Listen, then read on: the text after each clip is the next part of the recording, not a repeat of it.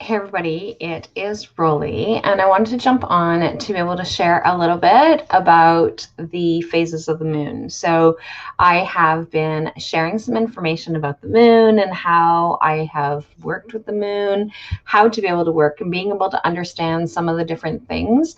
And so, I know that sometimes it's a little easier to watch a video as opposed to reading all of the conversations and all of the posts. And so I will continue to do all that over the course of this week. But I wanted to be able to share some. I wanted to be able to verbalize some of the ways of being able to work with the moon. And so there's so many different aspects of working with the moon. And I wanted to be able to kind of break things down a little bit. And that's one of the things that I'm going to be doing with the various posts and with the various lives or videos, replays that you guys are going to be able to see over the next little bit, is because I just really want to be able to help you understand how working with the moon really makes a difference. So right now we are, so at the time of this video, we are in the new moon in Libra. So we have just started that energy. We have just started moving into that phase. And so this new moon energy will actually take us and carry us through until the next new moon. And so when we are working with the moon and we're working with the moon's energies, being able to really kind of tap into what it is that's going on right now in this particular time, which is the new moon, is being able to kind of get things started. So like you hear a lot about the new moon, and on a calendar, I don't have a calendar that actually has it, but on a calendar, typically you see like 4 different phases of the moon. And so what I'm actually sharing with you guys in the next little bit. So whether I've already shared it, depending on which group that you're in, or if you're catching this on YouTube, is that there's 4 different phases that you actually find on a calendar. So you have the new moon, you have the first quarter, you have the full moon, and then you have the last quarter. And those typically show up on a calendar. And so I work with 8 phases, and I have for several different years. And so, but being able to work, but a lot of people focus on those four main phases. And so I am sharing a little bit more about the fact that there are 8 phases, and there's actually a lot more than that. But because the phases are, because there's like 29 and a half days on average, right? So, and so that's typically the amount of, most people kind of break it down into 28 phases, but if there are like typically 29 and a half, kind of depending on where things are going. So right now I'm only talking about the phases themselves. So the first phase is the new moon. So the new moon starts off with, that's where you have a clean slate, where you get to start things new. Like this is your fresh start, your new beginnings, all those different kinds of things that happen with this particular energy is, or this particular phase is all about that newness, all about being able to kind of get things started. And that's what it is that we're focusing on during this new moon that starts today. And so this new moon energy, like I said, will actually take you from new moon to new moon. So you kind of carry that energy forward. But it's all about that new cycle, that new beginning. So like in this next month, in this new month. And so the way that it looks like is that when you look in the sky, right now it's clouded here where we are, but when you look into the sky, it is, you don't see a moon. You don't see at all anything that is going on. It's completely dark. The sky is completely dark. And that's because you're looking, what people will actually say is that it's actually, you're looking on the opposite side of the moon, right? So you're looking at the dark side of the moon. So everything during that time is quiet. It is introspective. This is when you're kind of going inward and you're starting that new cycle. So a lot of people just kind of take things in and are quiet during that time frame. So, and this is something that is very much, this is like a normal thing for things to happen. And so, and this is one of the things is, being able to, during this time, is a really good time to be able to visualize what it is that you want to be able to get charged up about, what it is that you want to be able to kind of bring in and be able to do. And one of the things that I will be sharing tomorrow, and normally I do it on the day of the day of the new moon, but I'm going to do it tomorrow morning, simply because, so I'm actually going to share a new moon ritual. And so that new moon ritual is something that I offer in different programs and with different clients that I have. And so, but I'm actually going to be sharing it in the various groups and stuff that we're in.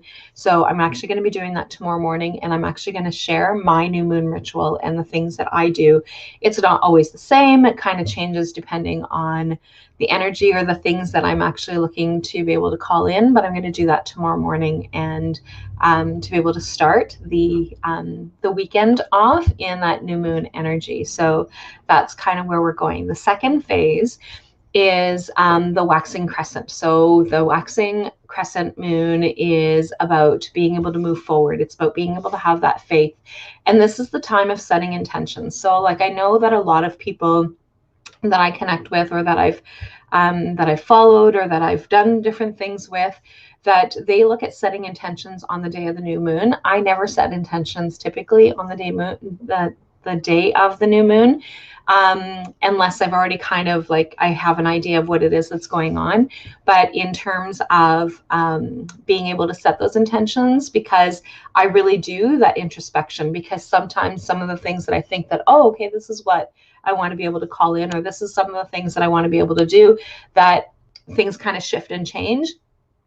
Just because of that introspection, because of that time of journaling, of the time of being able to kind of go within and see where it is that I want to be able to go with things, that it sometimes shifts a little bit. And so so when I get into the waxing crescent, so the waxing crescent phase is when you start to see that sliver of light that the sun is now starting to shine on the moon, so that you can actually see grandmother moon starting to appear in the sky. And that's where the waxing crescent comes in. And so like, this is a really great time in terms of being able to have that courage and being able to this is where we actually kind of get to have things move forward, right? So this is the time of being able to set those hopes and our wishes, and after having gone inward, then it allows you that time to having been able to recharge and that kind of thing. So then you're ready to kind of keep going. So then the third phase is the first quarter. So like, this is, like I said, one of the this is one of the bigger four phases that people that are on the calendar kind of thing. So the first quarter is the action stage. So this is where we are met with challenges. This is where we had those goals, that we set those intentions, and we were ready to kind of move forward, and we started moving forward. And then, but these are where the roadblocks happen. And so a lot of times, that first quarter is where, when those roadblocks are happening, that's when we kind of put those stops in between, and we stop kind of moving forward. And so this is the time when a lot of people will tend to give up. So you just need to kind of push through those challenges. You need to continue to have that confidence. You need to continue to have that commitment. And so like, this is the time of making that bold statement of like, I'm doing this. This is what I'm going to be doing, even when those obstacles appear. So like, this is a really good time for us to be able to kind of move forward into that action stage. And so the next phase after that is the waxing gibbous moon. And so this is when we actually start to, so it's actually starting to get bigger. So like, the grandmother moon is like quite full at this point, and then she just keeps getting fuller and fuller and fuller during this time until she gets to be a full moon.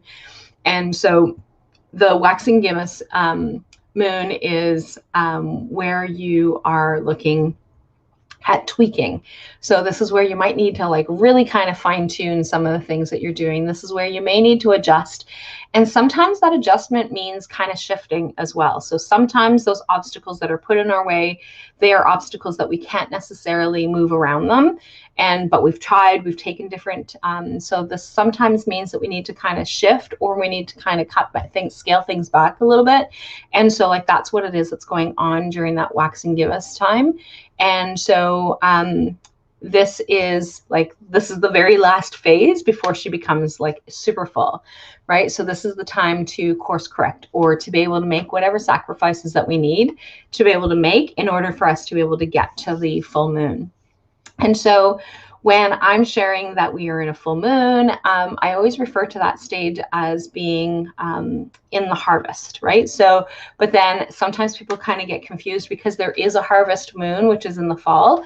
But this is, so like every moon has, so every time that we're at a full moon, this is when we're actually harvesting all the things that we have created. So like if we set into motion the things that we're doing, this is when we get to see the results. We get to see some of the things happening. And sometimes it takes a couple of phases, full moon phases, for us to be able to see some of those results. So sometimes it takes a little bit more time for us to be able to get there. But like, this is the make and break time. This is when we're like really full on ready to go. So like, if it is something that is going to take us a little bit more time to be able to set those goals or set those expectations, then this is when we get to say, okay, so I've accomplished A, B, and C so far. And so now I only need to get back through the rest of the alphabet in order to be able to. So next phase comes around, I'm going to be able to set those intentions and I'm going to be able to go there.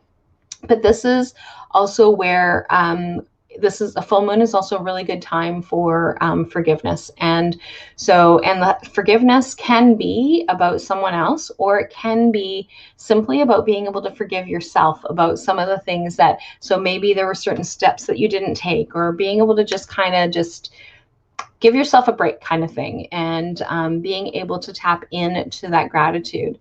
And so this is where we kind of dive into like where those deepest fears are. It's like, that's where sometimes some of those things will actually creep up, which is why we find the gratitude. That's why we connect with the forgiveness, because sometimes what sometimes creeps up are things like that fear, right? So it's like, oh my God, I'm never going to succeed. I'm never going to be able to get there, especially when it's one of those bigger projects or bigger goals that we have set for ourselves of how we're going to be able to do things. So say, for example, losing weight is always one of those kind of common goals. So you start off at the new moon and set those intentions, and then you kind of take action. You do all those different things through the other phases. And then when you get to the full moon, this is kind of like that halfway point of like, okay, so do I keep going? Do I not? Like, did I already kind of lose out on all the things that are going on? So like, this is just really important for us to be able to remember that we need to continue to move forward with that kind of thing. So that is because here is where we actually get to reap the benefits of what it is that we've already been able to do. So it's really important for us to not become emotionally attached to anything during this time, because we're actually trying to fight through two different extremes. So like, there's two different balances or two different parts of things that we're actually trying to fight against. So like, that is really important for us to remember as well. And then we move into phase 6, which is the waning gibbous. And so more recently, I've actually been using the term disseminating moon, and only because some of my resources, that's what it is that they refer to, that kind of thing. So, but this is the time of being able to fully be grateful. So like, we kind of tap into that gratitude at the full moon, but then when we get into the waning gibbous moon, which means that it's starting to get smaller again, getting back into the as it moves into getting ready to move back into that new moon, where it becomes dark again. So this is where we cycle. This is where we relax. This is where we actually get to have that acceptance. We get to regroup. We get to kind of breathe, right? So like, we've done all this action, we've done all these different things, and it doesn't mean quitting, but it means being able to really tap into that gratitude. It taps into like being able to share the accomplishments that you've actually been able to make, and being able to kind of get ready into and seeing some of the things that we've actually been able to accomplish. So whether it has been because we've made some changes in our lives, or that we've actually been able to like make those meet those goals that we've actually set out. So like, that's kind of what it is. And we may not be fully met. All those goals may not necessarily be fully met, but like, this is where it's just so important for us to be able to be in that gratitude. And so then then we move into the last quarter moon. And so this is all about releasing. And so I oftentimes pull cards for people during this time frame of being able to, and it's all about being able to release. And I've got like a really cool deck that I actually use that's about being able to release. So this time is when we're reevaluating, when we're balancing, when we are actually building into that trust. And so this is where we need to sometimes put it out to the universe, right? So when we actually kind of let it go, then, right? So that expression of when you, how does that expression go? So when you set it free, and if it comes back to you, it's yours, kind of thing. So this is really about being able to have that trust and being able to kind of put that out there and being there. So we're like staying in that gratitude, and we are still sharing, and we're kind of picking up on that enthusiasm of all the things that have been accomplished. So just really important for us to be able to do that as well. So then we move into the last stage, which is the waning crescent. And again, the new term that it's not a new term, but a newer term to me, is the balsamic moon. And that one there is all about surrendering. So we actually released, and then we actually detached the emotions. So like when we're releasing it, the emotions kind of still attached. And then when we actually surrender, then it's really about being able to like really create that void, really being able to like, this is a time of healing. This is a time of soothing. This is kind of like that quieter, darker period before we actually move back into that new moon. And then we start that cycle all over again. And so that's what the moon phases are. And so during this time of the final one is just kind of being able to like kind of step back.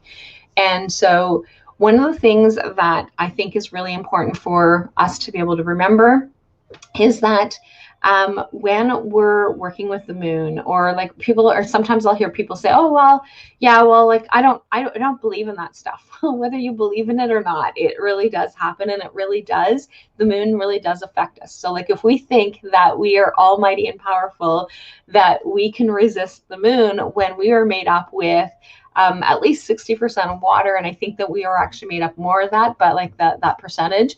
And so the moon is powerful enough to shift tides. So because she's able to shift water. So if she can shift the ocean tides, then she can definitely shift the things that are going on in us. So that is one of the things that I think is extremely important for people to be able to remember. And so that is what it is that I am sharing with you guys today. And for those of you who have commented, I will come back and chat with you guys in a bit, but I wanted to be able to put that out there and share that with you. So I will continue to share, and I will continue to provide you guys with more information over the next little bit, and share some of the things that I do with Grandmother Moon and why it is so powerful for me. So I will talk to you guys all soon. Bye for now.